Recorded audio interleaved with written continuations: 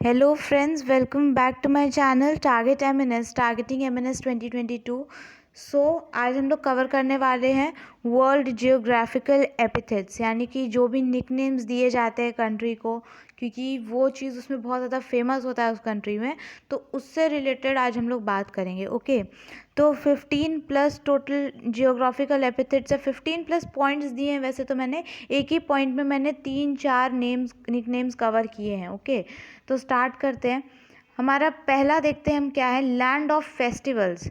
तो इंडिया को बहुत सारे नामों से जाना जाता है। हमारे भारत को लैंड ऑफ फेस्टिवल्स के नाम से जाना जाता है, land of unity and diversity, एकता के नाम से, ठीक है, लैंड ऑफ मॉनसून के नाम से, एंड लैंड ऑफ मॉन्यूमेंट्स। तो इसके टोटल 4 नेम्स हैं इंपॉर्टेंट इंडिया के, land of festival, land of unity and diversity, land of monsoon and land of monuments. ठीक है, तो इंडिया को 4 नामों से जाना जाता है, वेरी इंपॉर्टेंट, क्योंकि अपना कंट्री है तो ये बहुत ज़्यादा इंपॉर्टेंट पार्ट है।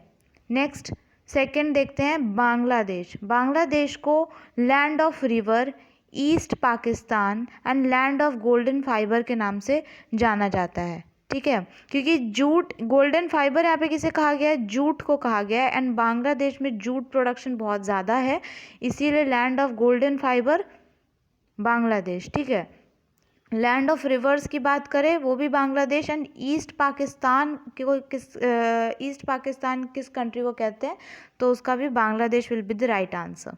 Okay, India Bangladesh. अब थर्ड देखते हैं, श्रीलंका। श्रीलंका का शेप आपको पता है कुछ ऐसा होता है, मतलब ड्रॉप जैसा लगता है ना, तो उसे tier drop of Indian ocean भी बोलते हैं, क्योंकि वो इंडियन ओशन में है।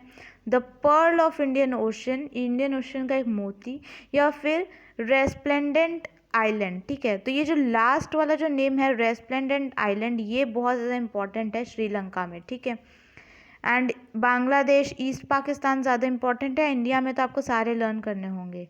नेक्स्ट फोर्थ पे चलते हैं, land abounding in the pure. ठीक है, या फिर लैंड ऑफ प्योरिटी भी कहा जाता है पाकिस्तान को, या country of canals. Country of canals last year MNS में पूछा हुआ क्वेश्चन है, कंट्री ऑफ कैनाल्स पाकिस्तान इसका राइट आंसर है। And land abounding in the purity या फिर लैंड ऑफ प्योरिटी तो भी पाकिस्तान ही होगा। ओके, फिफ्थ देखते हैं, the red dragon. The red dragon या फिर the middle kingdom, the red dragon, the middle kingdom, the sleeping giant, very important, and forbidden city.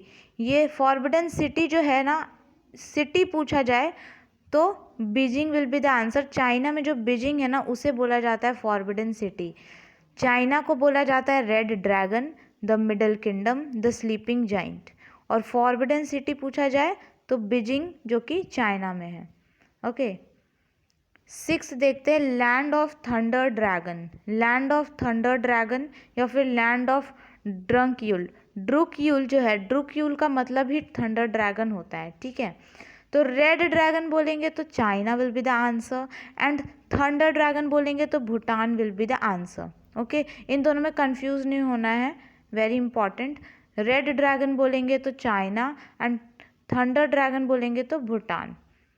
Seventh देखते हैं हम लोग, graveyard of empire.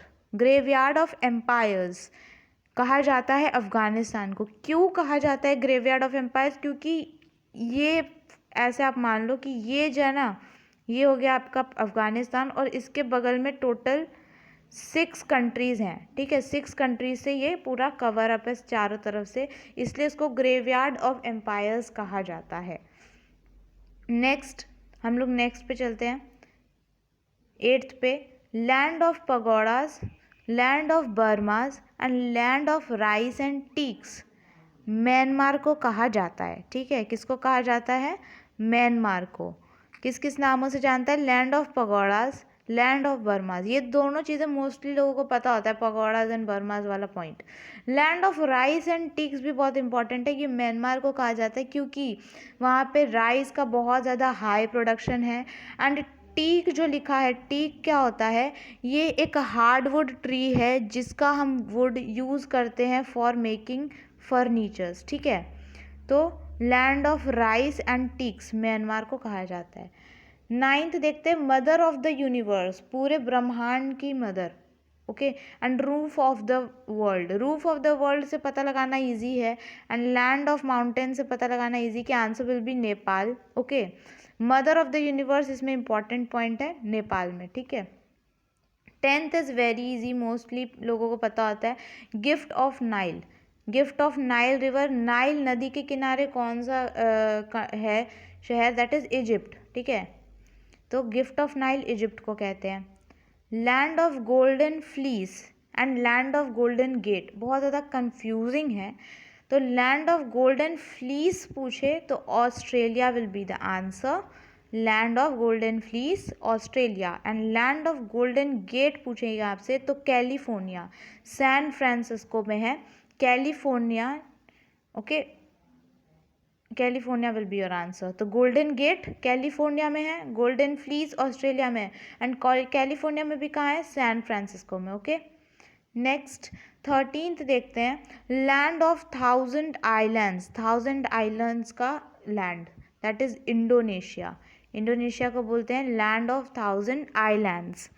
Land of 1000 lakes, land of 1000 lakes Finland को बोलते हैं, किसको बोलते हैं, फिनलैंड को। 1000 आइलैंड्स बोलेंगे तो आई से आइलैंड्स, आई से इंडोनेशिया, ओके। एंड 1000 लेक्स बोलेंगे तो Finland. Land of midnight sun, midnight का सूरज, सन, ओके, सूरज, दैट इज नॉर्वे, नॉर्वे। ये भी इंपॉर्टेंट है 15th वाला एंड 16th वाला, इन दोनों में बहुत ज़्यादा कन्फ्यूज़न होता है। लैंड ऑफ राइजिंग सन पूछे जहाँ सूरज सबसे पहले हमको दिखता है, Japan, land of rising sun. और लैंड ऑफ मिडनाइट सन पूछे तो Norway. Now sugar is, okay, यहाँ पे शुगर आएगा, sugar bowl of the world, sugar bowl पूछे that is Cuba, Cuba will be the answer. And 18th देखते हैं, land of white elephant, very important, ये भी आया हुआ क्वेश्चन है 17th और 18th प्रीवियस ईयर्स में। तो लैंड ऑफ वाइट एलिफेंट है हमारा थाईलैंड, ठीक है, land of white elephant Thailand. इसे रिपीट कर लेते हैं, लैंड ऑफ 1000 आइलैंड्स, आई से आइलैंड, आई से Indonesia. Land of 1000 lakes, that is Finland. Land of midnight sun, that is Norway.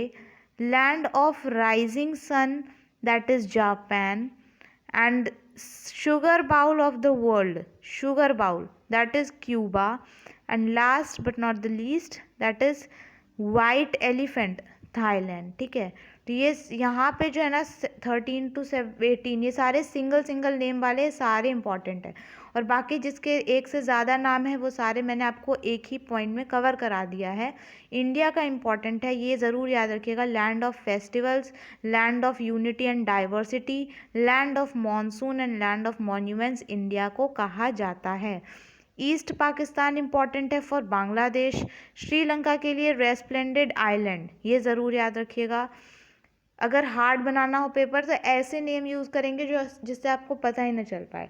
Country of canals last year का है, वापस से रिपीट हो सकता है, Pakistan will be the answer. Red dragon बोले तो चाइना, एंड थंडर ड्रैगन बोले तो Bhutan, okay. Graveyard of empires Afghanistan, क्योंकि इसके अगल बगल पूरे 6 कंट्रीज़ है, राइट।